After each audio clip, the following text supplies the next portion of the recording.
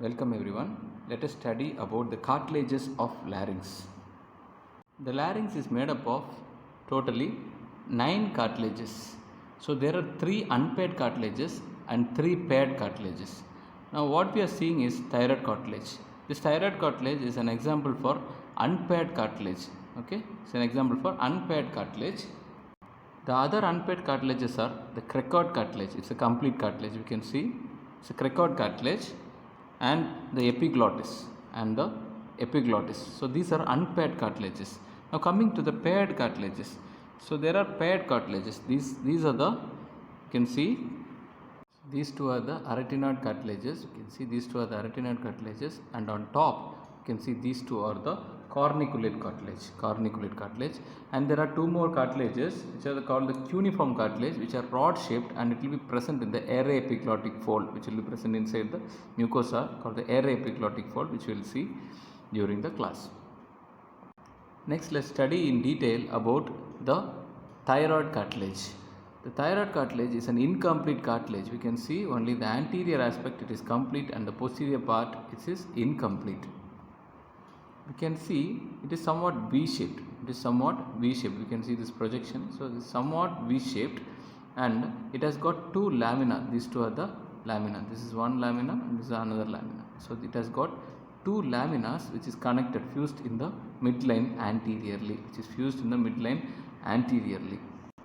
If you see, these two laminas will form an angle, This angle will be approximately 90 degree in case of males. Okay, that's why the prominence, we have the laryngeal prominence here. Okay, so it will be 90 degree in case of males and 120 degree, so it's more wider. Okay, 120 degree in case of females. That's why the laryngeal prominence is more prominent in case of males and very less prominent in case of females. If you take this lamina, it is somewhat quadrilateral in shape. If you take one lamina, it is somewhat quadrilateral in shape. If you see, the upper part of the lamina does not fuse with each other, and it presents a notch. The upper part of the lamina, only the lower part is fused. The upper part is not fused, and it presents a notch called the thyroid notch.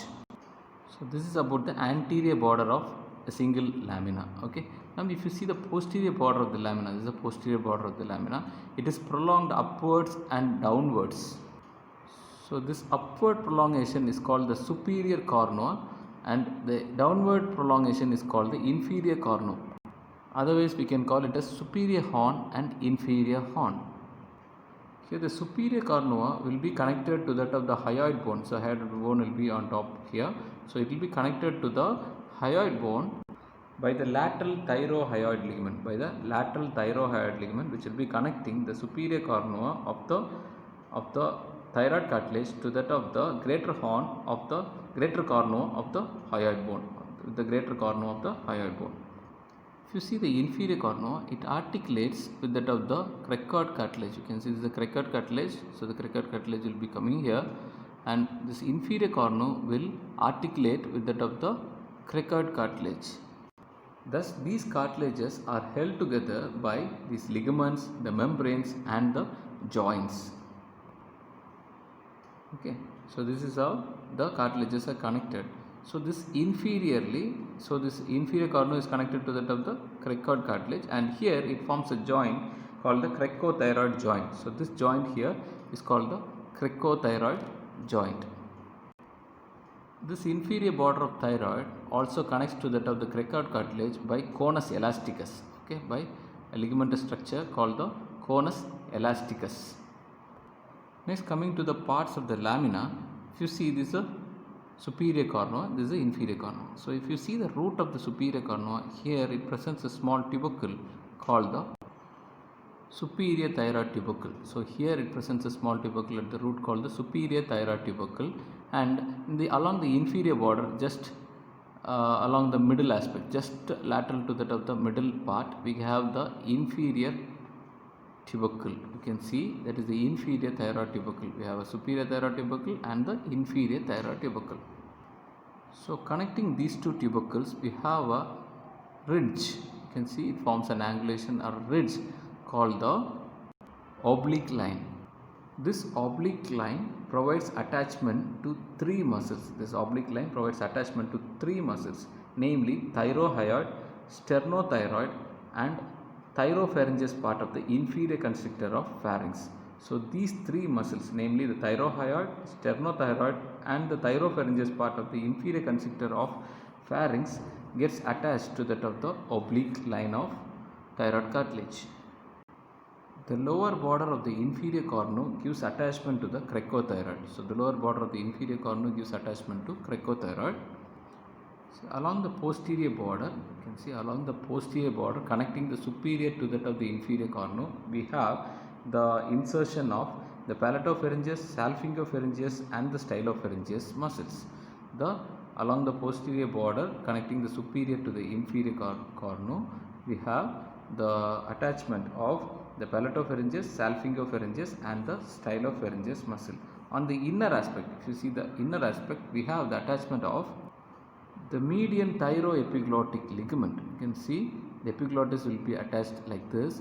So it will be attached by means of a ligament called the median thyroepiglottic ligament. Okay.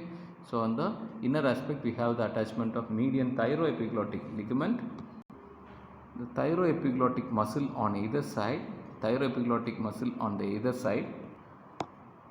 So the vestibular fold on either side and the vocal fold on either side. Okay. So the vestibular fold on either side and the vocal fold on either side. So lateral to these vocal fold and the vestibular fold, will have two sets of two muscles, that is the thyroarytenoid and the vocalis. The thyroarytenoid and the vocalis will be attached more laterally. So these are the features of the thyroid cartilage and the muscles and the ligaments attached to the thyroid cartilage. Next, let's study about the cricoid cartilage. As you see, the cricoid cartilage is shaped like a ring. Okay, it encircles the entire larynx. It is present just below the thyroid cartilage. Okay, it is present just below the thyroid cartilage and it articulates with that of the thyroid cartilage here by a joint called the cricothyroid joint.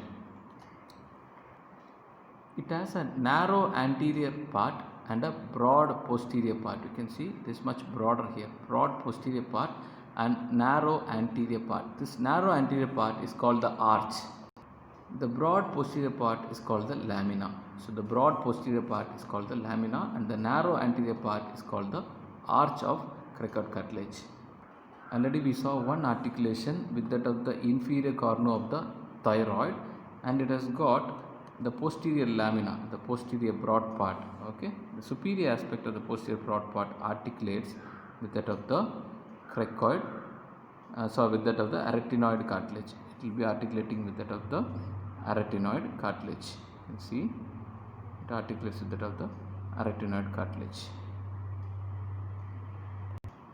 So this lamina will be projecting behind the, so you can see the thyroid cartilage, you can see it will be projecting behind the thyroid cartilage and it will be articulating with these two arytenoid cartilage. On top of the arytenoid cartilage we have the corniculate cartilage. Next, coming to the attachments, see the anterior part of the cartilage gives attachment to that of the cricothyroid muscle. Okay, anterior part gives attachment to the cricothyroid muscle and the lateral part gives attachment to that of the lateral cricoarytenoid muscle. Okay, it gives attachment to that of the lateral cricoarytenoid muscle. So these two muscles are taking origin from the arch on the anterior aspect, anterior and the anterolateral aspect of the arch. Next, coming to the posterior aspect, that is actually the lamina. If you take the lamina, it gives origin to the posterior cricoarytenoid muscle. It gives origin to the posterior cricoarytenoid muscle, which is otherwise called as the safety muscle of larynx. So other than these muscles, it also gives attachment to the cricothyroid and also the quadrate membranes are also attached to that of the cartilage, to this cartilage. Next, let's study about the epiglottis. As you see, the epiglottis is a leaf-shaped cartilage. When it is present in the anatomical position, it will be present, the lower part will be present behind the thyroid cartilage and the upper part, the wider part will be present behind the hyoid bone. So the hyoid bone will be here, so it will be present just behind the hyoid bone. The thyroepiglottic ligament will be holding the epiglottis in position, and it helps in the attachment of this epiglottis to that of the posterior aspect of the thyroid cartilage, where the two laminas meet. Okay, the upper part of the posterior aspect of the thyroid cartilage. So, this is the thyroid cartilage, the posterior aspect, the upper part of the posterior aspect. So, here the epiglottis is attached by means of the thyroepiglottic ligament. Okay, here the epiglottis is attached by means of the thyroepiglottic ligament. Now, if you see the margins of the epiglottis, the right and the left margin of the epiglottis gives attachment to the array epiglottic fold. Okay, it gives attachment to that of the array epiglottic fold. So that is about the margin. If you see the anterior surface, so this is the anterior surface. If you see the anterior surface, it is connected to the tongue by the median glossoepiglottic fold or the median glossoepiglottic fold. So okay, it is connected by the median glossoepiglottic fold, and to the hyoid bone by the hyoepiglottic ligament, and to the hyoid bone by the hyoepiglottic ligament. The thyroepiglottic muscle is attached between the thyroid cartilage and the margins of the epiglottis. So it keeps the inlet of the larynx patent for breathing. The array epiglottic muscle is the one which closes the inlet during swallowing. So these are the features about epiglottis. Next cartilage is the arytenoid cartilage. These are two pyramidal shaped cartilages. You can see these are actually example of paired cartilage. These are two pyramidal shaped cartilages which will be located on the lamina of the cricoid cartilage, and the superior aspect of the lamina of cricoid cartilage. If you see the arytenoid cartilage, the apex is curved. So you can see this is the apex. The apex is curved. So this is the apex. The apex is curved, which will be facing superiorly, and it articulates with that of the corniculate cartilage. Next, the base of the cartilage is the base of the cartilage. It is the anatomical position. The base of the cartilage is somewhat concave, and it will be articulating with that of the, you can see, cricoid cartilage, with the apex of the cricoid, with the lamina of the cricoid cartilage, like this. So this cartilage presents two extensions. One extension is in the forward direction. This is actually the anterior aspect. This is the lamina of the cricoid cartilage. So this is the posterior aspect. So one extension is towards the anterior aspect, and it is called the vocal process. And the one extension is towards the lateral aspect, which is called as muscular process. So this is the anatomical position. The extension anteriorly is called the vocal process, and the lateral extension is called the muscular process. So this is about the apex, the base, and the two processes. Now we will study about the surfaces. You can see this is the medial surface. Okay, this is actually the medial surface. This is the anterolateral surface. So this is the anterolateral surface, and this is the posterior surface. So it has got three surfaces: the medial surface, the anterolateral surface, the anterior aspect. So it's anterolateral surface and the posterior surface. Next, let's study about the attachments. So along the vocal process, the vocal fold and the vocalis muscle is attached. Along the vocal process, we have the attachment of vocal fold and the vocalis muscle. Next, along the muscular process, the posterior cricoarytenoid is attached. Along the muscular process, the posterior cricoarytenoid is attached.